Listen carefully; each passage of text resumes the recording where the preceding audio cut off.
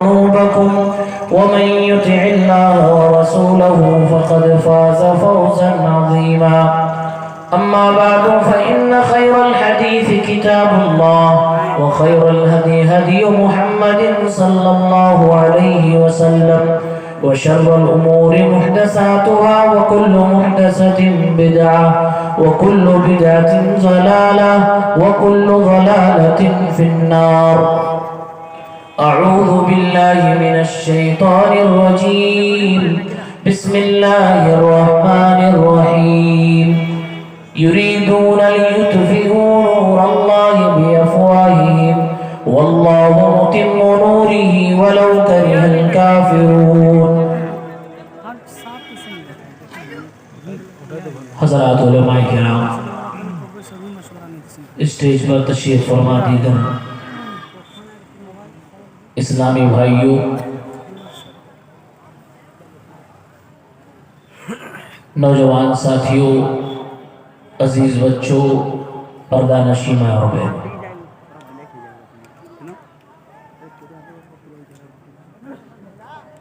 مغرب کے بعد سے لے کر ہی مسلسل خطابات آپ لوگ سماعت کر رہے ہیں، اور اگر علمی نقطہ نظر سے میں یہ کہوں تو غلط نہ ہوگا کہ اپنے اوپر حجت کو آپ تمام کر رہے ہیں. جتنا سن رہے ہیں اتنی ہی ذمہ داری بڑھتی جا رہی ہے عمل کی. اس کا ہمیں خیال ہونا چاہیے. مدنی صاحب نے اپنے خطاب میں کہا کہ جو بھی عالم دین، مقرر حضرات آپ کو کچھ سکھائیں نہ، کچھ سمجھائیں نہ، بتائیں نہ، آپ کا درد ان میں نہ ہو تو وہ دھندے باز ہے. یہ تو ایک طرف بات ہو گئی. کہیں نہ کہیں یہ ذمہ داری آپ سامعین کی بھی ہے، منتظمین کی بھی ہے کہ اتنا سب کچھ کھرا کھوٹا سنانے کے بعد بھی اسی ڈگر پہ چل رہے ہیں. وہی حالت ہے سڑکوں پہ، بازاروں میں، مارکیٹ میں، اسی طرح سے گھومنا دائیں بائیں، اسی طرح سے لیفٹ رائٹ کرتے رہنا، انداز وہی ہے. اب ایسے میں ایک مقرر کیا کر سکتا ہے، ایک خطیب کیا کر سکتا ہے؟ آپ کو ڈنڈے سے تو سمجھا نہیں سکتا، کیونکہ وہ یہ بھی جانتا ہے لست علیہم بمسیطر، کہ اے نبی آپ کو دروغہ بنا کر نہیں بھیجا گیا. وہ یہ بھی جانتا ہے وما علینا الا البلاغ، ہمارا کام صرف پہنچانا ہے. لیکن اس کا خاص خیال سامعین کو خود کرنا چاہیے کہ سنیں، اچھا سنیں اور اس پر عمل کریں. کوئی اگر علاقے کا بڑا عالم دین کوئی اپیل کر رہا ہے تو اس پہ کان دھرنا چاہیے اور اس نصیحت کو عمل میں لانا چاہیے. اسی میں ہماری عافیت ہے اور اسی سے ہمارے اصلاحی جلسوں کی اصلاح بھی ہوگی انشاءاللہ. حضرات، آپ کے سامنے سورہ صف کی آیت نمبر 8 کی تلاوت کی ہے. اللہ وحدہ لا شریک نے ارشاد فرمایا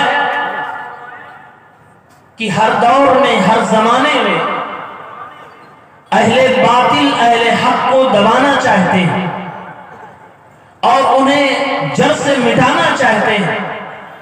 اس کی وہ پوری جتن و کوشش کرتے ہیں، مالی، علمی، ہر میدان میں نبرد آزما ہوتے ہیں، مقابلے میں آنے کی کوشش کرتے ہیں. اور اگر وہ طاقت میں ہو تو اہل باطل حملہ بھی کرنے میں چوکتے نہیں ہیں، ہر طرح سے اہل حق کو نقصان پہنچانا چاہتے ہیں. اللہ نے ان کی منشا کو بیان کرتے ہوئے فرمایا یریدون لیطفئوا نور اللہ بافواہہم، یہ چاہتے ہیں کہ اپنے منہ سے اللہ رب العالمین کے نور کو بجھا دیں، اللہ تعالیٰ کی روشنی روشنی کو بجھا دے، اللہ کے دین کو مٹا دے، دین اسلام کو ختم کر دے۔ واللہ متم نورہ ولو کرہ الکافرون، اللہ رب العالمین اپنے نور کو مکمل کر کے رہے گا چاہے کافروں کو کیوں نہ برا لگے۔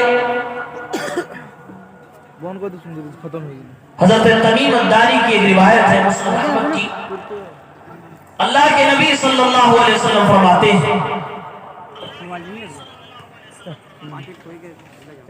لَيَبْلُغَنَّ هَذَا الْأَمْرُ مَا بَلَغَ اللَّيْلُ وَالنَّهَارُ، یہ دین اسلام کائنات کے اس چپے چپے میں پہنچے گا اور جائے گا جہاں تک رات اور دن پہنچتے ہیں۔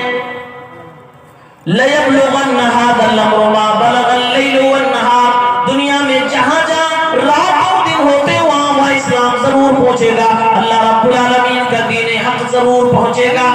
آگے اللہ کے نبی نے ارشاد فرمایا وَلَا يَتْرُكُ اللَّهُ بَيْتَ مَدَرٍ وَلَا وَبَرٍ إِلَّا أَدْخَلَهُ هَذَا الدِّينَ، اللہ رب العالمین دنیا کے ہر پکے گھر میں بھی دین اسلام کو پہنچائے گا، ہر جھوپڑی میں بھی دین اسلام کو پہنچائے گا، چاہے عزت کے ساتھ چاہے لوگوں کو ذلیل کر کے۔ آپ حدیث پاک پہ غور کیجیے، جہاں بھی دن اور رات پہنچ چکے ہیں وہاں دین اسلام پہنچے گا۔ آپ اگر گوگل سے پوچھیں، جغرافیہ کے ماہرین سے پوچھیں کہ دنیا میں وہ کون سے ملک ہیں جہاں پر رات ہی نہیں ہوتی یا پھر کئی مہینے تک رات نہیں ہوتی، سورج ہی نہیں ڈوبتا ہے، تو کئی ایک ملکوں کے نام بتائیں گے جس میں سر فہرست ناروے آتا ہے۔ کہتے ہیں وہاں پر 10 اپریل سے لے کر 22 اگست تک سورج ڈوبتا ہی نہیں ہے، اور اس پورے پیریڈ کو مڈ نائٹ سن کہا جاتا ہے۔ اسی ناروے کی پاپولیشن کو اگر آپ سرچ کریے، ناروے جیسے چھوٹی سی کنٹری میں تقریباً 56 لاکھ لوگ رہتے ہیں، ان 56 لاکھ لوگوں میں 2 لاکھ لوگ مسلمان ہیں، تقریباً 2 لاکھ مسلمانوں کی آبادی ہے۔ سچ فرمایا حبیب کبریا صلی اللہ علیہ وسلم لَيَبْلُغَنَّ هَذَا الْأَمْرُ مَا بَلَغَ اللَّيْلُ وَالنَّهَارُ، جہاں جہاں بھی دن اور رات پہنچے گا وہاں پر دین اسلام پہنچے گا۔ جس کو دنیا مانتی ہے کہ ناروے میں رات ہی نہیں ہوتی، ختم رات ہوتی ہی نہیں ہے، سورج ڈوبتا ہی نہیں ہے، وہاں پر بھی 2 لاکھ کی تعداد میں مسلمان موجود، جب 6 مہینے تک رات ہی نہیں ہو رہی وہاں بھی دین اسلام موجود، اور 2 لاکھ کی تعداد میں مسلمان، اور اس میں بھی زیادہ تر سنی مسلمان ہوتے۔ دنیا اسلام جتنی بھی کوشش کر لیں، یہ کفر کے لوگ اہل باطل جتنی بھی کوشش کر لیں، اسلام کو کبھی یہ دبا نہ سکے اور نہ دبا سکیں گے۔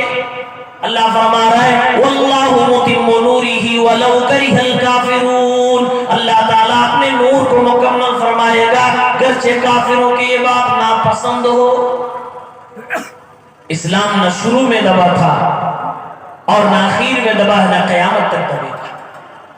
اور جب میں اسلام کی بات کر رہا ہوں بمقابلہ کفر کے، تو میرے دل سے یہ آواز آ رہی ہے کہ میں کیوں بھول جاؤں ان کلموں کو، مسلمانوں کو جو اہل حق، کتاب و سنت کے داعیان اور کتاب و سنت کے حاملین اہل الحدیث کو بھی دبانے کی کچھ کسر چھوڑتے نہیں ہیں، کبھی موقع ضائع نہیں ہوئے دیتے۔ ابھی لیٹسٹ خبر 1-2 دن پہلے کی، حیدرآباد کے اندر عورتوں کا ایک اجتماع ہو رہا تھا، 200-250 عورتیں وہاں پر اکٹھا تھیں، اہل حدیث اجتماع ہو رہا تھا، تعلیم یافتہ لوگ وہاں پڑھانے کے لیے سکھانے کے لیے جمع ہوئے تھے۔ تبلیغی جماعت کے کچھ لوگوں نے وہاں پر جا کے شور مچانا شروع کر دیا تاکہ وہ پروگرام ناکام ہو جائے، اور باقاعدہ کہا کہ اس ایریا میں جہاں ہماری کثرت ہے، تم لوگوں کو اگر اجتماع پروگرام کرنا تو ہم سے پہلے مشورہ کرنا پڑے گا۔ یہ سراسر غنڈہ گردی اور زبردستی، یہ لوگ بھی کتاب و سنت کی آواز کو دبانا چاہتے ہیں۔ اور جب یہی بات ہم کہہ دیتے ہیں کہ یہ جو آپس میں ایک دوسرے کو السلام علیکم، الحمدللہ، سبحان اللہ، یہ مارکیٹ یہ چھوی بنائے ہوئے ہیں، حقیقت میں یہ ایسے نہیں ہے، یہ اہل حدیثوں کے دشمن ہیں، جہاں ان کو موقع آتا ہے یہ اپنی اصلیت دکھا دیتے ہیں۔ جب اللہ تعالیٰ قرآن میں کہتا ہے یریدون لیطفئوا نور اللہ بافواہہم واللہ متم نورہ ولو کرہ الکافرون، یہ اللہ کے نور کو بجھانا چاہتے ہیں لیکن اللہ کے نور کو کبھی یہ بجھا نہیں سکتے، کیونکہ اللہ تعالیٰ اپنے نور کو خود اپنے بلبوتے ساری کائنات میں پھیلائے گا۔ یہ ہم جیسے علماء کرام اگر اللہ کے اس دین کی تبلیغ میں استعمال ہو جائے، اللہ خدمت لے لے، یہ ہمارے نصیب کی بات ہے، ہمارا کوئی اللہ کی ذات پر احسان نہیں، دین اسلام پر کوئی احسان نہیں۔ اور علماء کہتے ہیں، وہ ترمذی کی مشہور روایت جس میں اللہ کے نبی صلی اللہ علیہ وسلم نے قیامت تک کے لیے ایک نشانی بتائی ہے اہل حق کی، لا تزال طائفۃ من امتی ظاہرین علی الحق لا يضرهم من خذلهم حتى يأتي امر اللہ، ایک ایسی جماعت میری امت کا جو ہمیشہ حق پہ قائم و دائم رہے گا، مسلسل یہ شروع دور سے لے کے آخر تک پایا جائے گا۔ اللہ کے نبی فرما رہے لا يضرهم من خذلهم، جو ان کی دشمنی پالے گا، جو ان سے نفرتیں کرے گا، ان کو ذرہ برابر نقصان نہیں پہنچا پائے گا یہاں تک کہ قیامت آ جائے گی۔ یہ اہل حق اور اہل باطل کی لڑائی کا تذکرہ میرے نبی نے فرمایا۔ پڑوسی ملک کے ایک بہت ہی ماہراز عالم دین فضیلت الشیخ عبداللہ ناصر الرحمانی حافظہ اللہ فرماتے ہیں اس حدیث کا مطلب یہ ہے کہ یہ اہل باطل کبھی دلائل کے میدان میں اہل حق کو پچھاڑ نہیں سکتے، ورنہ جسمانی طور پہ کئی بار ان لوگوں نے غلبہ حاصل کیا ہے، مار کاٹ کی ہے، لڑائیاں کی ہیں، پورے کے پورے طبقے کے لوگوں کو جلا ڈالا ہے، آگ لگا ڈالی ہے، لیکن دلائل کے میدان میں کبھی بھی یہ اہل حق کا مقابلہ نہیں کر سکتے۔ قیامت آ جائے گی، آج یہی ان تمام لوگوں کی حالت ہے جو آج حق پرستوں کے خلاف ہیں، ان کے اجتماع گاہوں پر جا کر اٹیک کرتے ہیں، حملے کرتے ہیں، نہ جانے کتنی ایسی مسجدیں ان لوگوں نے گرا ڈالی ہیں۔ یریدون لیطفئوا نور اللہ بافواہہم، اہل باطل کفر کے لوگ تو چاہتے ہیں کہ مسلمانوں کی مسجدیں منہدم ہو جائیں، مدرسے بند ہو جائیں، مسلمان جس زبان کا استعمال کر کے اپنے دین اور اسلام کا پرچار کرتا ہے وہ زبان ختم کر دی جائے، صوبے سے، شہر سے، اسٹیٹ سے، ملک سے عربی پہ پابندی لگ جائے، اردو زبان پہ پابندی لگ جائے، اور نہ جانے کیا کیا الفاظ استعمال کیے جاتے ہیں کہ لوگ اردو پڑھ پڑھ کے کٹھملے بن رہے ہیں، اور اس کا ہم کٹھملا نہیں بننے دیں گے۔ یہ سب اہل باطل کے منصوبے، یہ مسلمانوں کو ہر ناحیے سے کمزور دکھانے کی، ہمارے دین و ایمان کو خطرے میں لانے کی کوشش کی جا رہی ہے، لیکن اللہ کا کیا فرمان ہے؟ واللہ متم نورہ ولو کرہ الکافرون، اللہ تعالیٰ اپنے نور کو ضرور مکمل فرمائے گا، چاہے کسی سی ایم کو برا لگے، چاہے کسی پی ایم کو برا لگے، چاہے کسی سیکریٹری کو برا لگے، چاہے کسی مکھیا جی کو برا لگے، چاہے کسی عالم کو برا لگے، چاہے کسی جاہل کو برا لگے، چاہے کسی مخرب کو برا لگے، چاہے کسی جماعت کو برا لگے، کسی بھی تنظیم کو برا لگے، اللہ مکمل کرے گا۔ اور اللہ نے آگے فرمایا یہ دین اسلام مکمل ہو کے رہے گا، اس کے پاس دو انمول چیزیں ہیں، نمبر ایک علم ہے، اور وہ علم آسمانوں والا ہے، نمبر دو اس علم پہ عمل بھی ہے۔ جب تک امت مسلمہ یہ دونوں چیزیں تھام کے رکھے گی، یعنی علم نافع اور عمل صالح، دنیا میں کوئی قوم جنم ہی نہیں لی ہے اور نہ قیامت تک لے گی کہ مسلمانوں کا سامنا کر سکے۔ وہ دونوں چیزیں کیا ہے؟ علم نافع، عمل صالح۔ اس کو یوں اللہ نے قرآن میں بیان کیا، هو الذي أرسل رسوله بالهدى ودين الحق ليظهره على الدين كله ولو كره المشركون۔ وہی اللہ کی ذات ہے جس نے اپنے نبی صلی اللہ علیہ وسلم کو خدا کے ساتھ بھیجا۔ مفسرین نے بیان کیا، ابن عباس رضی اللہ تعالی عنہما نے بیان کیا، خدا کے معنی یہاں پر علم نافع ودین الحق، اور دین حق کے معنی ہیں عمل صالح۔ یہ دو چیزیں مسلمانوں تمہارے پاس، اس کو بچا کے رکھو اور یہ اپنی پہچان بنا لو۔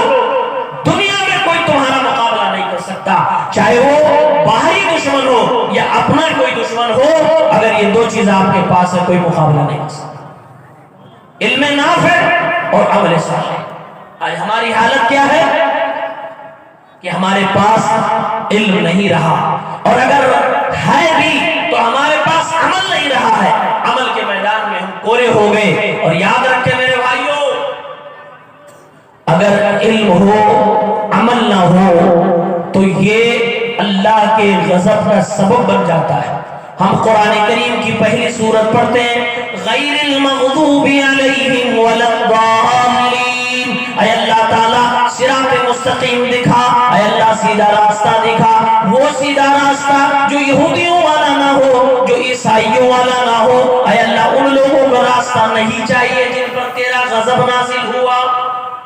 یہ مغضوب علیہ قوم کون سی قوم تھی؟ یہودیوں کی قوم تھی، ان کی غلطی یہ تھی، مفسرین نے بیان کیا، علم ان کے پاس ہوتا تھا، عمل نہیں تھا۔ آج ہماری بھی کچھ ایسے ہی حالت بندی جا رہی ہے۔ ہر دور میں اہل باطل نے اہل حق کو دبانے کی کوشش کی ہے، شروع سے آپ تاریخ دیکھیے آخر تک یہی کہانی ملے گی، لیکن ہر وقت میں اللہ تعالیٰ نے اسلام کو غلبہ عطا۔ جب ہمارے نبی نہیں پیدا ہوئے، ابھی خانہ کعبہ پر ایک بادشاہ لشکر کے ساتھ حملہ کرنے جا رہا ہے، لشکر میں ہاتھیاں بھی شامل ہیں، خانہ کعبہ کو گرانے کی کوشش کی جا رہی ہے، اس کے لیے پوری پلاننگ کے ساتھ فوج کشی کر لی گئی، خانہ کعبہ کی طرف رخ کر لیا گیا۔ اللہ رب العالمین نے خانہ کعبہ کی حفاظت کی، اور ان ظالموں کی اللہ رب العالمین نے ان کو نیست و نابود کر دیا۔ قرآن کریم میں اللہ فرماتا ہے وَأَرْسَلَ عَلَيْهِمْ طَيْرًا أَبَابِيلَ تَرْمِيهِمْ بِحِجَارَةٍ مِّن سِجِّيلٍ، اللہ رب العالمین نے ان کے اوپر چھوٹے چھوٹے پرندوں کا جھنڈ بھیج دیا، اور ان پرندوں نے ایسا اس لشکر کے اوپر بارش برسایا چھوٹے چھوٹے پتھروں کا، جو اللہ رب العالمین کے حکم سے ان کے لیے گھاتک ہو گیا اور جان لیوا ہو گیا۔ تو خانہ کعبہ کو گرانے کے لیے میرے نبی کے آنے سے پہلے ہی اہل باطل نے کوشش کی، لیکن رب العالمین نے خانہ کعبہ کی حفاظت کی۔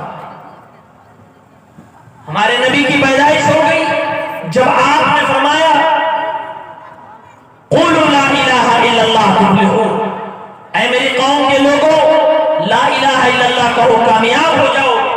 کوہ صفا پہ کھڑے ہو کر آپ نے یہ جب آواز لگائی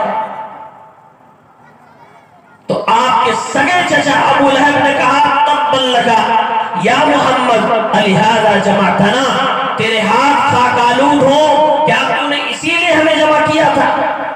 اس وقت بھی باطل نے حق کو دبانے کی کوشش کی، اللہ تعالیٰ نے اپنے نبی کی دفاع میں قرآن کریم کی ایک مکمل سورت ہی نازل فرما دی، تبت یدا ابی لہب وتب ما اغنی عنہ مالہ وما کسب، کہ ہاتھ تو خاک آلود ہوں گے ابو لہب کے، میرے محبوب جناب محمد عربی صلی اللہ علیہ وسلم کے نہیں۔ اور اللہ نے پوری کنڈلی کھول ڈالی اور کہا یہ ابو لہب کی بیوی وَامْرَأَتُهُ حَمَّالَةَ الْحَطَبِ، یہ بھی جہنم کے اندر جائے گی، اس کا شوہر یہ بھی جہنم کے اندر۔ تو یہاں بھی باطل نے حق کو دبانے کی کوشش کی، لیکن اللہ تعالیٰ نے حق کو بڑھاوا دیا اور حق کی حفاظت کی۔ اور آگے بڑھیے، جب کچھ مسلمان کی تعداد بڑھ گئی تو مشرکین مکہ نے مسلمانوں کو شیب ابی طالب میں قید کر دیا، مسلمانوں کا سوشل بائیکاٹ کر دیا گیا، اب نہ انہیں کھانا دیا جائے گا اور نہ ان سے بات چیت کی جائے گی، نہ ان سے شادی بیاہ کیا جائے گا، نہ کوئی چیز ان سے خریدی جائے گی، نہ ان سے کچھ لیا دیا جائے گا۔ یہ معاہدہ تیار کر دیا۔ اس موقع پر بھی باطل نے مسلمانوں کو جڑ سے مٹانے کی کوشش کی۔ اللہ نے کیسے مدد فرمائی؟ ایک چھوٹے سے کیڑے کے ذریعے سے اللہ تعالیٰ نے سارے معاہدے کو اس میں جو کچھ لکھا تھا سب کو مٹا دیا، صرف اللہ کا ذکر اس کے اندر باقی رہ گیا۔ اور اللہ نے اس موقع پر مسلمانوں کی مدد کے لیے کفار ہی میں سے کچھ لوگوں کو کھڑا کر دیا جو مسلمانوں کے حق میں آواز اٹھا۔ اس موقع پر بھی اللہ تعالیٰ نے حق والوں کا ساتھ دیا اور حق کو دبنے نہیں دیا، اپنے نور کو اللہ تعالیٰ نے مزید روشن کیا۔ اور آگے بڑھیے، ایک وقت آتا ہے مشرکین اللہ کے نبی صلی اللہ علیہ وسلم سے سودے بازی کرنے کے لیے تیار ہوتے ہیں اور کیا کہتے ہیں؟ ابو طالب، یہ تمہارا بھتیجا جو محمد ہے یہ آئے دن ہمارے معبودوں کے خلاف بولتا رہتا ہے، اس سے بولو، اگر اسے دولت چاہیے تو دولت دے دیں گے، اگر اسے شہرت چاہیے تو مل ہی جائے گی، اگر اسے مکے کی خوبصورت عورت چاہیے تو اسے مل جائے گی، اگر حکومت چاہیے وہ بھی مل جائے گی، اور اگر کچھ بیماری ہے اس کو تو اس کے علاج بھی ہم لوگ کروا دیں گے، لیکن بول دو کہ ہم سے یہ سودا کر لیں۔ جب چچا ابو طالب نے اللہ کے نبی صلی اللہ علیہ وسلم سے یہ بات بتلائی، میرے نبی نے وہ تاریخی جملہ ارشاد فرمایا، اے میرے چچا ابو طالب، اگر یہ لوگ دائیں ہاتھ میں سورج بھی رکھ دیں اور بائیں ہاتھ میں چاند بھی رکھ دیں تو محمد رسول اللہ اپنے مشن سے کبھی بھی باز نہیں آ سکتا۔ ایسے موقع پر بھی اللہ رب العالمین نے حق کو بڑھاوا دیا اور اپنے نور کو منور فرمایا، اور باطل کو اللہ تعالیٰ نے نیست و نابود کر دیا۔ یہ میرے نبی کا عظیم حوصلہ تھا، یہ آپ کی ہمت تھی۔ اور آگے بڑھیے، باطل کیسے کیسے مسلمانوں کو دبانے کی کوشش کرتا ہے۔ کچھ زمانہ اور گزرا،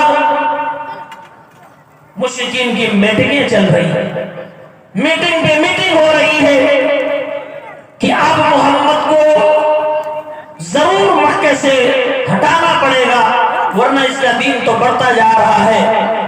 دارالندوا میں میٹنگ کی گئی، 3 قراردادیں عام طور سے اس میں پیش ہوئی۔ نمبر 1 کہ محمد کو یا تو قید کر دو، نمبر 2 محمد کو یا تو قتل کر دو، نمبر 3 یا تو محمد کو اتنا پریشان کرو کہ یہ مکہ چھوڑ کے کہیں اور چلے۔ آخر میں یہ پاس کیا گیا کہ محمد کو قتل کر دیا جائے۔ اللہ تعالیٰ اپنے نبی کی جان کی حفاظت کر رہا ہے۔ وَإِذْ يَمْكُرُ بِكَ الَّذِينَ كَفَرُوا لِيُثْبِتُوكَ وَيَقْتُلُوكَ وَيُخْرِجُوكَ وَيَمْكُرُونَ وَيَمْكُرُ اللَّهُ وَاللَّهُ خَيْرُ الْمَاكِرِينَ۔ یہ لوگ چالیں چل رہے تھے، اللہ تعالیٰ اپنی تدبیر کر رہا تھا، اللہ تعالیٰ نے حفاظت کے ساتھ محمد رسول اللہ کو مدینہ پہنچا دیا، اور یہ سب کے سب برباد ہو گئے، اپنے سارے حوصلے اور اپنی ساری پلاننگ لے کے رہ گئے، کچھ کام نہ آئی۔ اللہ تعالیٰ نے حق کو بڑھاوا دیا اور باطل یہاں بھی ہار گیا، باطل کی شکست۔ اور آگے بڑھیے، جب میرے نبی مدینہ پہنچ گئے، مدینے میں پہنچنے کے بعد بس دوسرے سال ہی ایک جنگ چھڑ جاتی ہے جسے جنگ بدر کہا جاتا ہے، اور مسلمانوں وہ جنگ رمضان کے مہینے میں ہوئی۔ 17 رمضان المبارک کو تقریباً یہ جنگ ہوتی ہے، یہ غزوہ ہوتا ہے۔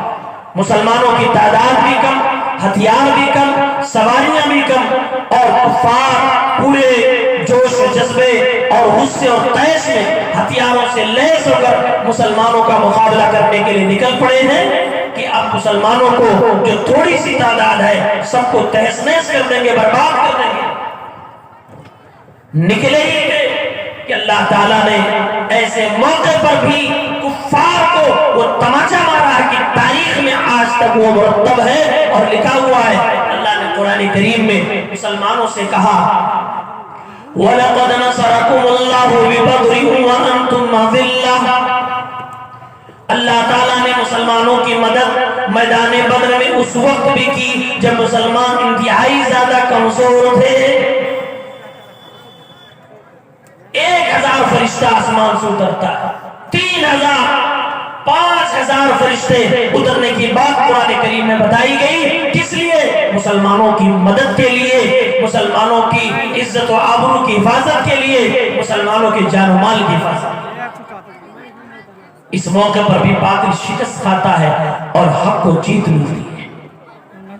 اور آگے بڑھے، سن 5 ہجری میں ایک اور جسے غزوہ احزاب کہا ہے، یہ وہ غزوہ تھا جس میں مسلمانوں کی حالت بہت زیادہ خراب ہو گئی تھی، ذہنی طور سے بڑے الجھنوں میں پڑ گئے تھے، بالکل جھجھوڑ دیے گئے تھے، بڑی سخت آزمائش ہے۔ پورے 10,000 کا لشکر مدینے کو جس طرف سے بھی گھیر سکتے تھے گھیر لیتے، اور یہ 10,000 صرف مکے کے مشرکین کے نہیں تھے، یہ باہر سے آئے ہوئے دیگر دشمن بھی تھے، پوری 10,000 کی تعداد میں آ کر مدینے کو گھیر لیتے۔ اللہ عز و جل نے قرآن کریم میں اس منظر کو بیان کرتے ہوئے، مسلمانوں کی دلی کیفیت کو بیان کرتے ہوئے فرمایا، وَإِذْ زَاغَتِ الْأَبْصَارُ وَبَلَغَتِ الْقُلُوبُ الْحَنَاجِرَ وَتَظُنُّونَ بِاللَّهِ الظُّنُونَا هُنَالِكَ ابْتُلِيَ الْمُؤْمِنُونَ وَزُلْزِلُوا زِلْزَالًا شَدِيدًا۔ ایسے موقع پر مسلمانوں کی آنکھیں پھٹی کی پھٹی رہ گئی اور ان کے کلیجے منہ کے آگے اللہ کے بارے میں غلط غلط سوچنے لگے۔ ایسے موقع پر مسلمانوں کو سخت ترین طریقے سے آزمایا گیا، آزمائش ہوئی، بڑی زوردار آزمائش ہوئی، لیکن نتیجہ کیا ہوا؟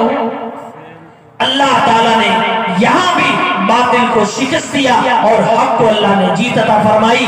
وہ یہ کہ ایک ایسی آندھی چلی کہ آندھی چلنے کی وجہ سے یہ 10,000 کی کفار کی لشکر بکھر گئی اور ان میں آگ بھی لگ گئی، یہ سب بھاگ کھڑے ہوئے اور میدان چھوڑ کے چلے۔ جو آئے تھے پورا مدینہ لوٹنے کے لیے، برباد کرنے کے لیے، سارے مسلمانوں کو بیک وقت قتل کرنے کے لیے، وہ سب کے سب بھاگنے پڑے۔ اور آگے بڑھے، سن 6 ہجری میں صلح حدیبیہ ہوتی ہے۔ صلح حدیبیہ آپ جانتے ہیں، کچھ عہد و پیمان ہوتے ہیں دونوں پارٹیوں کے درمیان۔ کفار نے کہا محمد مکہ سے جو بھاگ کر مدینہ آئے گا آپ کو واپس کرنا پڑے گا، اور جو مدینہ سے بھاگ کے مکہ جائے گا ہم نہیں واپس کریں گے، آپ ہمیں جنگ بندی کر دی جائے۔ میرے نبی نے فرمایا ٹھیک ہے۔ حضرت عمر نے کہا اللہ کے نبی یہ دب کے فیصلہ آپ کیوں کر رہے ہیں؟ پیارے پیغمبر کا یہ فیصلہ حکمت سے بھرا تھا۔ جب عمر جیسا صحابی بھی سمجھ رہا ہے کہ اس میں ہمارا دبنا ہے، ظاہری شکست ہے، ایسے موقع پہ اللہ تعالیٰ قرآن کی آیت اتارتا ہے۔ اللہ فرماتا ہے اِنَّا فَتَحْنَا لَكَ فَتَحًا مُبِينًا، اے نبی یہ آپ لوگوں کا دبنا و ہارنا نہیں بلکہ یہ واضح آپ لوگوں کی فتح اور جیت ہے۔